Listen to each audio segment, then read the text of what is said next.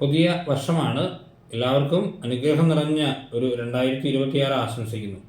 2 കാര്യങ്ങളാണ് ഇന്ന് പറയാനുള്ളത്. ഒന്ന്, നമ്മളിവിടെ ഉണ്ട്. 2, നമുക്കൊരു ദൈവമുണ്ട്. ഈ 2 ചിന്തകളും നമ്മളെ ന്യൂ ഇയറിൽ ഒത്തിരി പ്രത്യാശയുള്ളവരാക്കട്ടെ. ഒരിക്കൽ മുന്തിരി കൃഷി ചെയ്യുന്ന ഒരു ഗ്രാമം, ഒരു ദ്വീപാണ്. ആ ദ്വീപിൽ മഴ പെയ്യാൻ തുടങ്ങി. ഭയങ്കരമായ മഴയും കൊടുങ്കാറ്റും. മുന്തിരിയെല്ലാം ഒഴുകി കടലിലേക്ക് പോവുകയാണ്. അവിടെയെല്ലാം നിലവിളിക്കുകയായിരുന്നു. ആ സമയത്ത് ഒരു ചെറുപ്പക്കാരനായ ഒരു ആൺകുട്ടി അവൻ്റെ അച്ഛൻ്റെ അടുത്തേക്ക് ഓടി വന്ന് പറഞ്ഞു, അപ്പച്ചാ, ഭയങ്കര മഴയാണല്ലോ, എല്ലാം നശിക്കുവാണല്ലോ, എല്ലാം നഷ്ടമായി, നമുക്കിനി ഒന്നുമില്ലല്ലോ എന്ന് പറഞ്ഞു. അപ്പോൾ ഈ അപ്പൻ അവനെ ചേർത്ത് പിടിച്ചുകൊണ്ട് പറഞ്ഞു, കുട്ടാ, അങ്ങനെ ഒരിക്കലും പറയരുത്, നമ്മളിവിടെയൊക്കെ തന്നെ ഉണ്ടാ. ആ ഒരു ബോധ്യം നമുക്കുണ്ടാകട്ടെ. നമ്മളുണ്ട് ഇവിടെ. എന്തൊക്കെ നഷ്ടമുണ്ടായാലും നമുക്ക് കർത്താവ് ജീവൻ നൽകിയിട്ടുണ്ടല്ലോ. അതാണ് ഒന്നാമത്തെ ചിന്ത.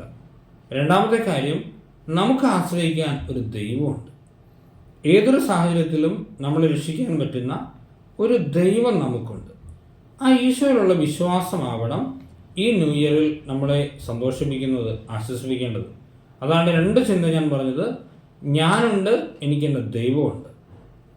നമ്മൾ സാധാരണ ഒരു റെസ്റ്റോറൻറ്റിൽ ഒരു നല്ലൊരു കൂട്ടുകാരൻ്റെ കൂടെ പോവുകയാണെന്ന് കരുതുക. ആ കൂട്ടുകാരനെ നമുക്ക് ഒത്തിരി വിശ്വാസമുണ്ട്.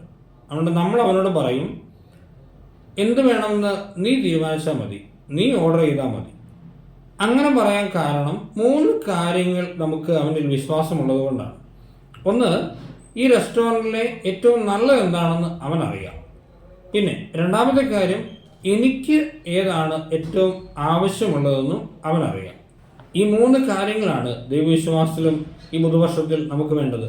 ഒന്നാമതായി, എന്താണ് ജീവിതത്തിൽ ഏറ്റവും നല്ലതെന്ന് അവനറിയാം. ഇവിടെ ഈ ലോകത്തിൽ എൻ്റെ ജീവിതവുമായി ബന്ധപ്പെട്ട ഏറ്റവും നല്ലത് എന്താണെന്ന് അവനറിയാം. രണ്ടാമത്തെ കാര്യം, അവൻ എനിക്ക് ഏറ്റവും നല്ലതേ തരികയുള്ളൂ. മൂന്നാമത്തെ കാര്യം, എനിക്ക് നന്മ തരാനുള്ള കഴിവ് എൻ്റെ ദൈവത്തിനുണ്ട്. തമ്പുരാനുള്ള വലിയ വിശ്വാസം നമുക്കുണ്ടാവട്ടെ. ഏറ്റവും നല്ലത് തരുന്ന, എനിക്ക് വേണ്ടത് തരുന്ന, എന്ത് തരാനും കഴിവുള്ള എൻ്റെ ദൈവത്തിലായിരിക്കട്ടെ ന്യൂ ഇയറിൽ എൻ്റെ ആശ്രയവും എൻ്റെ പ്രത്യാശയും. യോഹന്നാന്റെ സുവിശേഷം 20-ാം അധ്യായം അതിൻ്റെ 1-ാം വാക്യത്തിൽ ഇങ്ങനെ പറയുന്നുണ്ട്, അതിരാവിലെ ഇരുട്ടായിരിക്കുമ്പോൾ തന്നെ ഭക്തരെന്ന മറിയം ശവകുടീരത്തിൻ്റെ സമീപത്തേക്ക് വന്നു. ഇരുട്ട് എന്ന് പറഞ്ഞ ഒരു പ്രതീകമാണ്. ജീവിതത്തിൽ സങ്കടങ്ങളുള്ളപ്പോൾ, പ്രയാസങ്ങളുള്ളപ്പോൾ ഈ ശവകുടീരത്തിലേക്ക്, കർത്താവിൻ്റെ ശവകുടീരത്തിലേക്ക്, അതായത് ബലിപീഠത്തിലേക്ക് വരാനുള്ള ഒരു ബോധ്യം നമുക്കുണ്ടാവട്ടെ. ഈ ഒരു പുതുവർഷം ഇതൊരു പ്രതിജ്ഞയാവട്ടെ. സങ്കടങ്ങളൊക്കെ ഉണ്ടാവാം, വിഷമങ്ങളും നിരാശകളും, നാളെ നമ്മളെ എന്താണ് കാത്തിരിക്കുന്നത് നമുക്ക് അറിഞ്ഞുകൂടാ.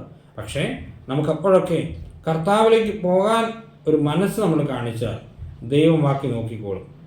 എല്ലാവർക്കും നന്മ നിറഞ്ഞ, ദൈവാനുഗ്രഹം നിറഞ്ഞ ഒരു പുതുവർഷം ആശംസിക്കുന്നു. ഈശോ നമ്മളെല്ലാവരെയും അനുഗ്രഹിക്കട്ടെ. നമ്മുടെ കർത്താവ് മിശിഹായുടെ പിതാവായ ദൈവത്തിൻ്റെ സ്നേഹവും പരിശുദ്ധാത്മാവിന്റെ സഹവാസവും നമ്മെല്ലാവരുടെ കൂടെ ഇന്നും എപ്പോഴും ഉണ്ടായിരിക്കട്ടെ. ഇപ്പോഴും എപ്പോഴും എന്നേക്കും. ആമേൻ.